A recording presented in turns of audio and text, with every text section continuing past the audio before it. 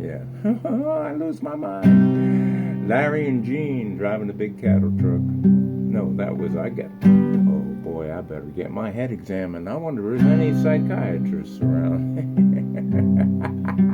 I got disc and bloomery because I told you that song. I mean, I told you that tale about the.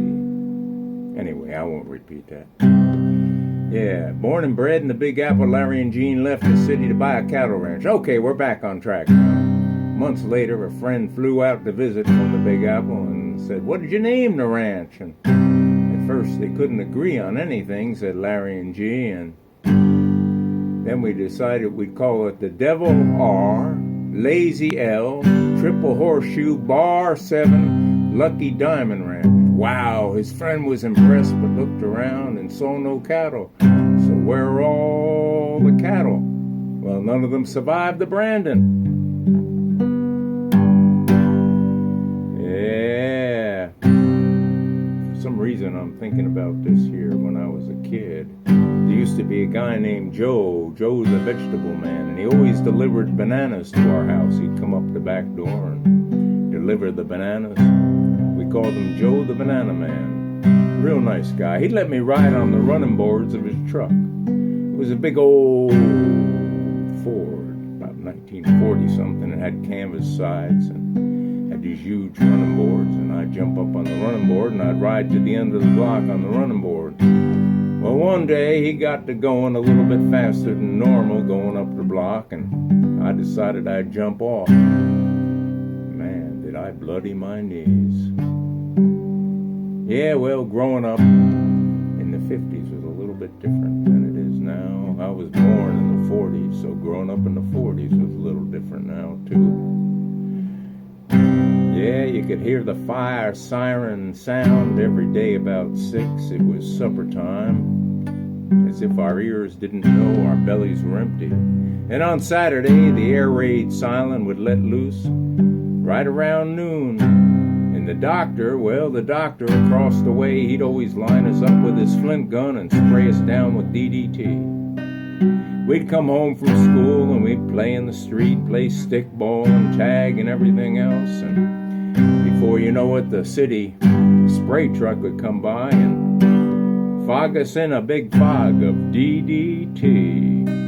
Those were the duck and hide years. You go to school and everybody was afraid they were going to drop the big bomb. You know, the big bomb. The big bomb, and many countries had the big bomb by then, so it'd be suicide to drop one for everybody involved. We were ducking and hiding in the hallways and ducking and hiding under our desks. Now, I remember one day, a refrigerator down in the custodian's room, sprung a link. It was a ammonia refrigerator, one of them refrigerators that had a whole lot of coils up on the top there. And my papi had told me that ammonia gas could kill you.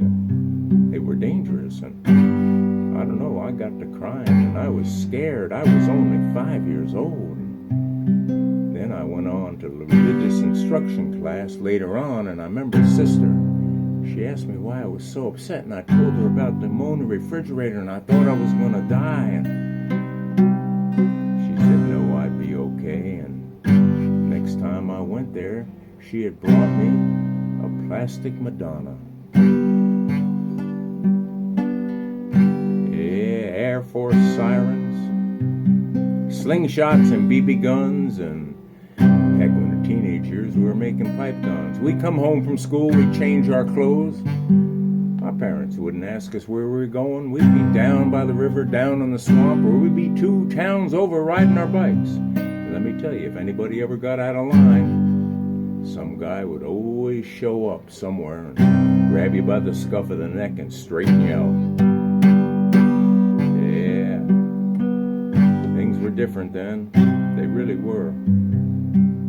DD trucks, spraying fog, and doctors with their flint guns, and, well, air raid sirens at noon. Just reminiscing. Oh, well, that's pretty much it. Let's get back to the shoe, do. We must be doing something like boom, boom, boom. Now, I tell you, I was going to tell you a story about Joe the banana truck driver, right?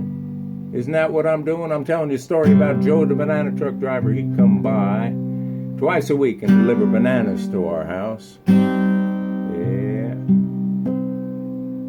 Why was I telling you this story? Oh, he used to let me ride on the running boards of his banana truck. It was an old Ford, 1940 something, and it had canvas sides and huge running boards, and he'd let me ride the running board all the way up to the end of the block. Well, one day he got to going just a little bit faster than normal, and I'd always jump off. Well, I jumped off that day and went flat on my face and bloodied my knees.